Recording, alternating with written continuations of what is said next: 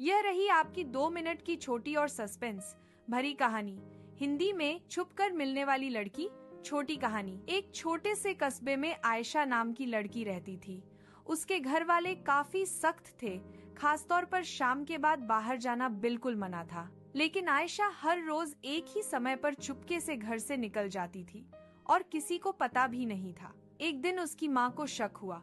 उन्होंने देखा कि आयशा बार बार आईने में तैयार हो रही है और फिर दबे पांव बाहर चली जाती है। उस रात माँ उसका पीछा करती हुई दूर तक गई।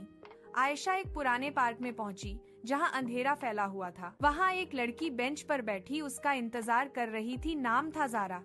दोनों हाथ पकड़कर मुस्कुराईं, जैसे कई सालों की दोस्ती हो। असल में ज़ारा आयशा की बचपन की सबसे करीबी दोस्त थी, लेकिन घर वालों की वजह से वह उससे मिल नहीं पाती थी। दोनों रोज छुपकर मिलती थीं ताकि अपनी दोस्ती को जिंदा रख सके। माँ यह देखकर चौंक गईं, डर भी लगा, लेकिन अगले ही पल उनकी आंखें भीग गईं। उन्होंने महसूस किया कि आयशा उनसे कुछ गलत नहीं, सिर्फ अपनी सच्ची दोस्ती निभा रही थी।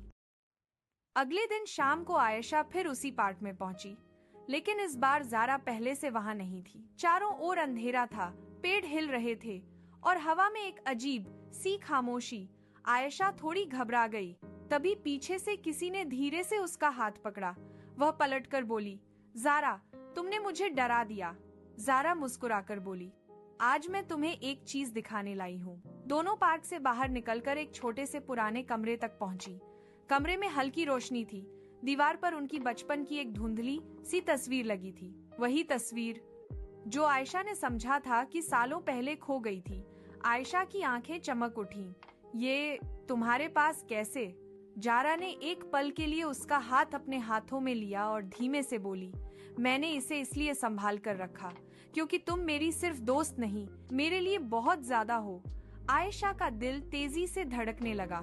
उसने भी ज़ारा का हाथ दबाकर कहा, मैं भी तुम्हें खोना नहीं चाहती, इसलिए हर डर के बावजूद तुमसे मिलती हूँ।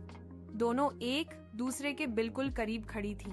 कमरे की हल्की पीली रोशनी में उनकी आंखें चमक रही थीं। ज़ारा ने धीरे से कहा, तो क्या हम हमेशा ऐसे मिलते रहेंगे? आयशा मुस्कुराई, हाँ, अब छुप कर नहीं, कल मैं माँ से सब कह दूंगी। हमारी दोस्ती या जो भी ये है, अब किसी से नहीं छिपानी। उस रात दोनों ने पुराने कमरे में काफी देर तक बातें की। पिछले जख्म, अगले सपने और अपने डर सब एक दूसरे के सामने खोलकर रख दिए। दरवाजे के बाहर हवा चल रही थी, लेकिन कमरे के अंदर उन दोनों के बीच एक नई गर्माहट जन्म ले रही थी। एक ऐसा रिश्ता जो अब सिर्फ छुपकर मिलने वाला नहीं रह गया था।